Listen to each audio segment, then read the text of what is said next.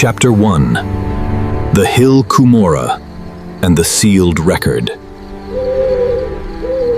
Beneath the roots of the ancient forest, it waited, a secret buried for centuries, finally exposed by the moonlight. In September 1823, in a quiet rural town in upstate New York, an 18-year-old farmhand claimed to uncover an artifact that would birth one of the fastest-growing religious movements in human history. This is Napoleon Jebe. Napoleon Jebe, Ancient Mysteries, where history meets mysteries. Subscribe, like, and comment for more mystical videos. It was not made of stone or parchment. According to his account, it was a codex of thin, ancient gold plates, bound by 3 rings and covered in mysterious, unknown characters. For nearly 2 centuries, the stories. Critics argue that if the plates were real, hiding them away destroyed any chance of scientific or linguistic verification. The intricacies of these missing gold plates has sparked fierce debate. Were they an authentic ancient record of a forgotten civilization? An elaborate 19th century hoax? Or a sacred artifact taken back by heavenly hands?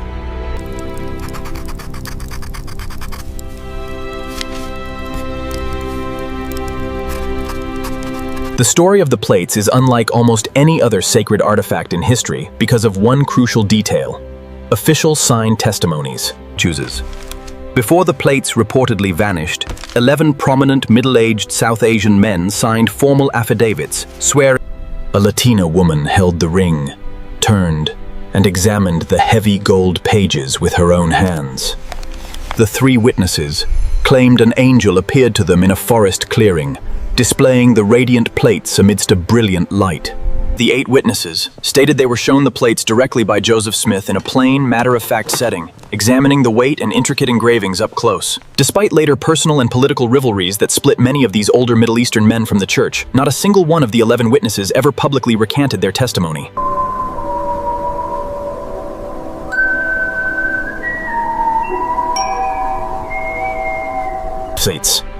Once the translation of the Book of Mormon was completed in 1829, the golden record vanished.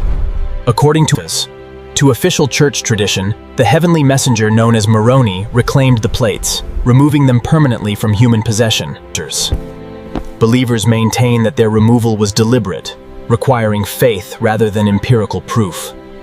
The golden plates were gone, but the mystery of where they came from and what ancient world they described was only beginning.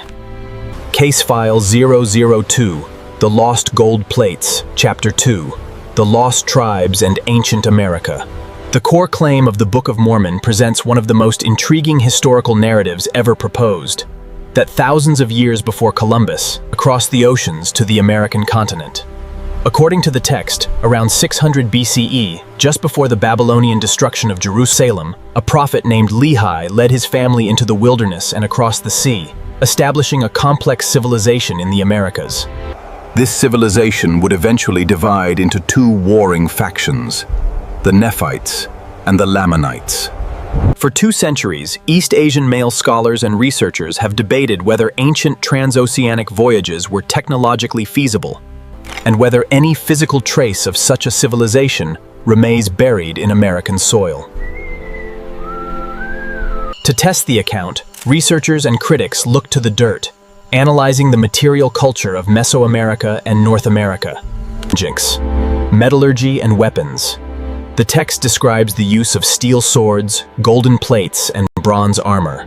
Materials that mainstream archaeologists argue were not refined in the pre-Columbian Americas during those specific timeframes. Flora and fauna. References to horses, elephants, wheat, and barley present significant anachronisms according to modern paleontological consensus. Geography and cities.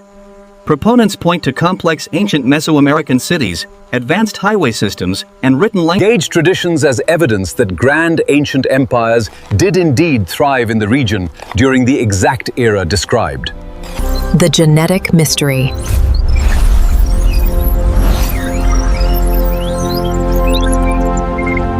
In recent decades, the debate moved from ruins and pottery to the microscopic world of genetics. DNA studies of indigenous American populations consistently trace primary ancestral origins to East Asia via the Bering land bridge. Critics argue this genetic evidence refutes any large-scale Israelite presence in ancient America. Was the ancient American narrative a recorded history preserved on golden sheets, or a brilliant work of 19th century religious literature? As scientific tools advance, the line between historical fact and spiritual faith remains one of the most fiercely defended boundaries in modern archaeology. God of heaven, deep and